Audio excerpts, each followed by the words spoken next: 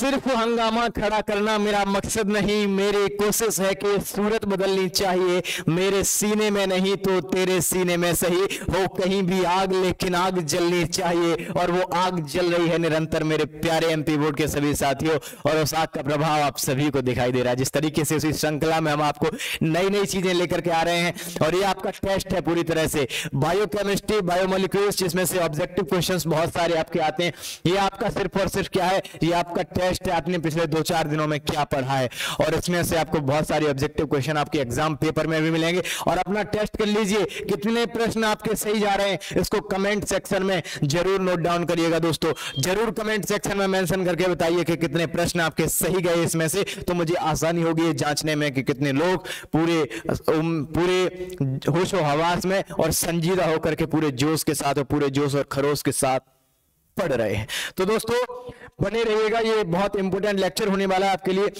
और कल से आपके केमिस्ट्री गुरु सेंगर सर आपको पढ़ाएंगे ब्रांच वाइज और यूनिट वाइज, सारा का सारा आपका कंसेप्ट क्लियर कराएंगे, और साथ में ही नेम रिएक्शंस के लिए अलग से लेक्चर्स लाएंगे, और साथ में फिजिकल केमिस्ट्री और inorganic chemistry, organic chemistry and biochemistry, चारों के आपके इंपॉर्टेंट लेक्चर्स और चारों के आपके जो इंपॉर्टेंट ऑब्जेक्टिव्स हैं थ्रू द एनसीईआरटी, आपके सीधे सीधे टू द एनसीईआरटी और टू द कंसेप्ट आपके सीधे सीधे कराए जाएंगे, जिनमें से एक भी ऑब्जेक्टिव आपका बाहर नहीं जाएगा, इस बात की गारंटी मैं आपको देता हूं 101%। तो दोस्तों बने रहिएगा हमारे साथ में, और कल से आपका जबरदस्त चलने वाला बायोलॉजी का पेपर आज जिनका होने वाला है उनको बहुत बहुत शुभकामनाएं बायोलॉजी के पेपर के लिए। सीधे सीधे चलते हैं बिना किसी वक्त गंवाए। देखिए enzyme found in the testing, testis कहते हैं आंत को, यानी कि आंत में कौन सा एंजाइम, तो देखिए आंसर हुआ आपका लाइपेज। इसके बाद देखो which vitamin synthesis by sunlight, which vitamin synthesis by sunlight, तो हिंदी मीडियम वालों के लिए मैं हिंदी में एक बार लिख देता हूं, which vitamin synthesis by sunlight, तो इसका क्या आंसर हो जाएगा मेरे दोस्तों, इसका आंसर क्या हो जाएगा करेक्ट आपका which vitamin synthesis by sunlight. ये प्रश्न है आपका, हिंदी में क्या हो जाएगा प्रश्न, हिंदी में क्या हो जाएगा एक बार लिख देता हूं, जांचिएगा एक बार अपने आप को, पूरा वीडियो जरूर देखिए, बिना स्किप किए देखिए, जो बिना स्किप किए देखते हैं वो हमेशा आगे जाते हैं दोस्तों। तो कौन सा विटामिन, कौन सा विटामिन सूर्य के प्रकाश द्वारा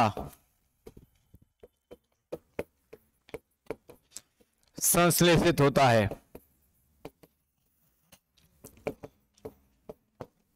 दोस्तों आप जानते हैं कि बहुत सारे विटामिन हैं, बहुत सारे विटामिन है, vitamin A, vitamin B, vitamin C, vitamin D, vitamin K, vitamin B1, vitamin B12, ऐसे करके बहुत सारे विटामिन है, लेकिन अलग अलग विटामिन की अलग अलग क्वालिटीज होती हैं, अलग अलग उनकी प्रॉपर्टीज होती है। कौन सा विटामिन ऐसा है जो सूर्य के प्रकाश द्वारा संश्लेषित होता है, तो दोस्तों हमारा सूरज दादा जो है वो हमको कौन सा विटामिन देता है, विटामिन डी, एकदम से दोस्तों विटामिन डी कौन सा देता है, विटामिन डी। अगला प्रश्न देखो, how many ATP molecules are produced by oxidation of glucose, glucose के पूर्ण ऑक्सीकरण से, हिंदी मीडियम वालों एकदम से जबरदस्त तरीके से बने रहिए, धांसू तरीके से पढ़ना है आपको, ग्लूकोज के पूर्ण ऑक्सीकरण द्वारा, ग्लूकोज के पूर्ण ऑक्सीकरण द्वारा, ऑक्सीडेशन मतलब ऑक्सीकरण द्वारा एटीपी के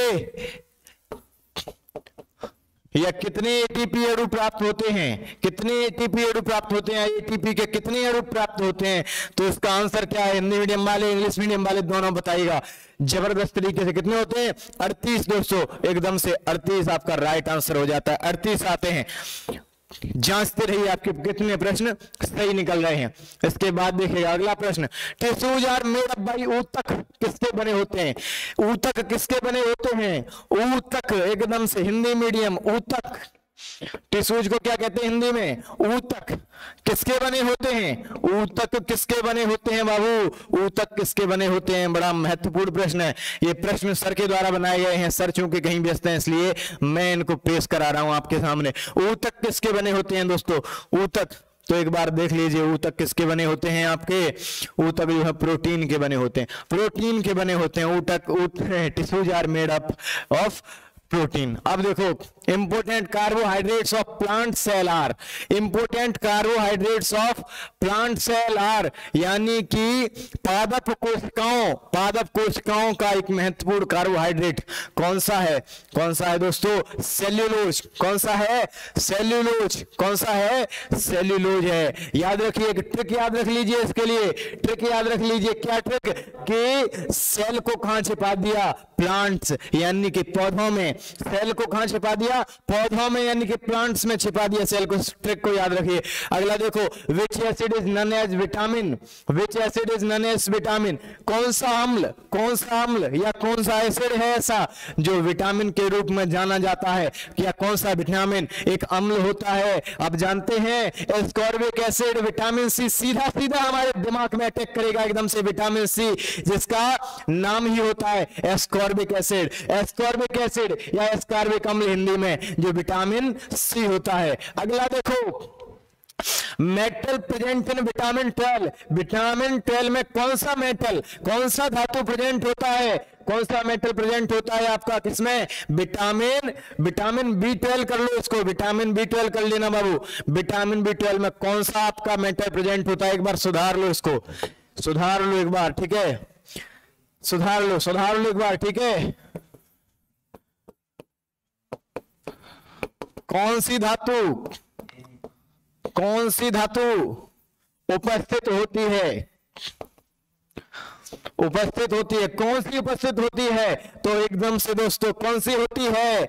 कौन सी होती है? को नहीं जानते हैं जग में, सीओ कोबाल्ट। कौन सी होती है? कोबाल्ट। एकदम से दोस्तों कोबाल्ट होती है, कोबाल्ट होती है। बहुत दिनों के बाद अपने असली फॉर्म में मैं आ पा रहा हूं। कोबाल्ट दोस्तों।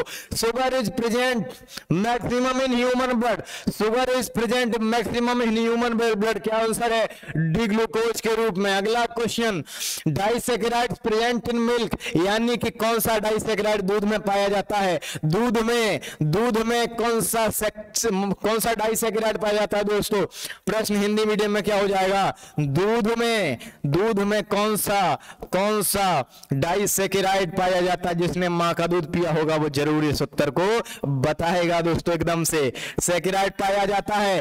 ट्रिक याद रखो, सीधे ट्रिक याद रखो, जो दूध पीता है, जो मिल्क पीता है वो लटके झटके देता है। क्या देता है? लटके से लैक्टोज, एकदम से लैक्टोज। कौन सा पाया जाता है? लैक्टोज। याद रहेगा आपको, कौन सा पाया जाता है? लैक्टोज।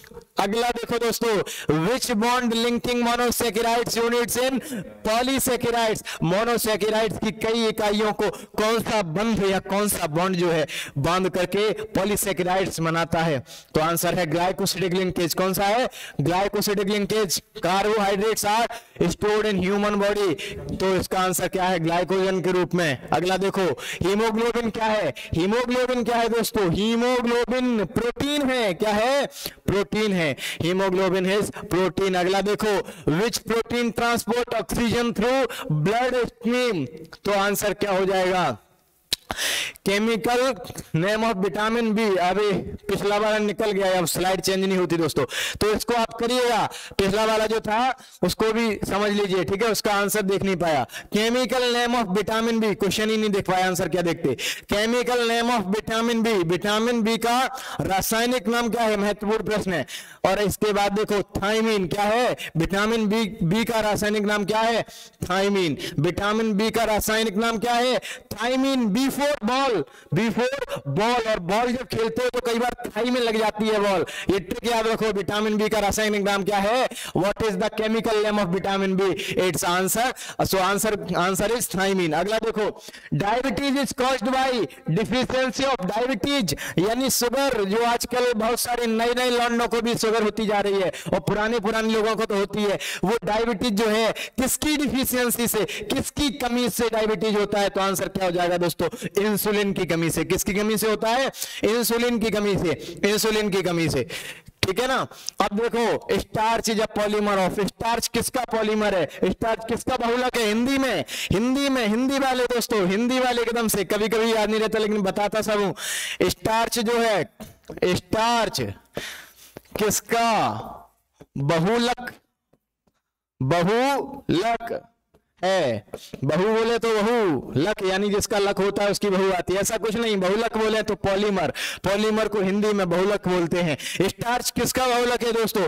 बहुत महत्वपूर्ण प्रश्न है। तो स्टार्च किसका बहुलक है? Alpha D glucose, alpha D glucose. याद रखिएगा, ट्रिक याद रखिए इसके लिए ट्रिक से बहुत सारी चीजें याद करो तो याद रहती हैं। एक बच्चा था, वो ग्लूकोज ढूंढ रहा था पीने को, तो मम्मी ने अंधेरा था, मम्मी ने कहा बेटा टॉर्च लेके ढूंढो, टॉर्च लेके ढूंढो ग्लूकोज। तो अल्फा डी ग्लूकोज किसका बहुलक है? Alpha D glucose. विटामिन के, ई, डी, ए, सी, ये क्या है? जल में कैसे हैं? इनसॉल्युबल इन वाटर, जल में अघुलनशील हैं, ये जल में घुलते नहीं हैं। Vitamin K, vitamin D, vitamin E, vitamin A और विटामिन सी। अगले पॉलीमर्स ऑफ प्रोटीन क्या है? Alpha amino acid. ठीक है, अगला देखो, पॉलीमर्स मतलब बहुलक। How many phosphate in ATP molecule? ATP molecule में कितने फॉस्फेट होते हैं? जितने अक्षर होते हैं, 1 2 3 3 होते हैं। कितने होते हैं? 3। अब इतना समय नहीं है कि पूरा एक्सप्लेन किया जाए। डबल हेलिक्स स्ट्रक्चर कौन सा है आपका? Double helix D4 double, D4 double, तो D4 DNA कौन सा हो जाएगा? DNA एकदम से। द्विकुंडलित संरचना हिंदी में। अगला देखो दोस्तों, अगला देखो, इतना ही है तो आपका बहुत बहुत धन्यवाद हो जाएगा दोस्तों। बहुत जबरदस्त सेशन रहा एकदम से, और एकदम से आग लगा दोगे, और बहुत भयानक क्वेश्चन है। ऐसे प्रश्न है जो एग्जाम पॉइंट ऑफ व्यू से बहुत महत्वपूर्ण है। ये आपका टेस्ट था पूरा का पूरा, कल से बहुत महत्वपूर्ण प्रश्नों की एक जबरदस्त सीरीज आने वाली है। तो बहुत बहुत धन्यवाद, थैंक यू so much.